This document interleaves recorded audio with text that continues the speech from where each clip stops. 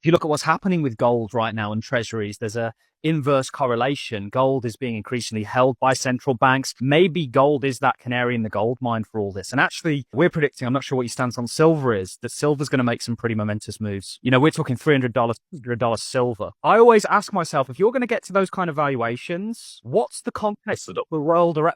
Exactly. What's crypto doing? You know? I love silver. Love gold too. So I always recommend people have like 3 to 6 months worth of capital held somewhere that's kind of like their emergency fund. And so for the last 4 years, I've held all of my emergency fund in gold and silver and actually just liquidated all the gold that I had and swapped for crypto when we crest like 3,500. Because I do think that there is going to be a pullback. I think you're going to see somewhere around $2,000 or $2,100 gold when all of this actually kind of plays out. But again, back into a bull market after that, maybe even repriced after that if it is used and pegged to gold in some capacity to back currencies. But with silver, it's interesting because look at the gold to silver ratio.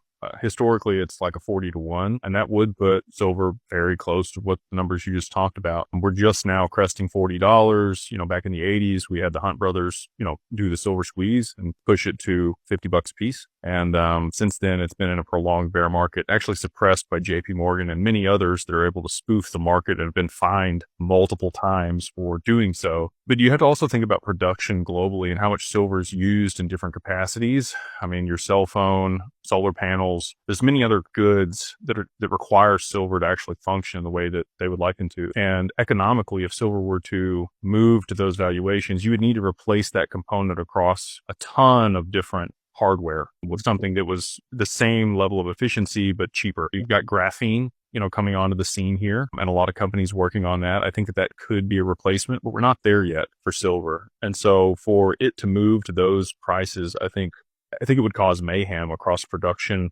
and economically, for multiple applications. So I think that $100 silver is very reasonable, but I'd be hesitant to call for anything higher than that just because of the constraints that I just mentioned.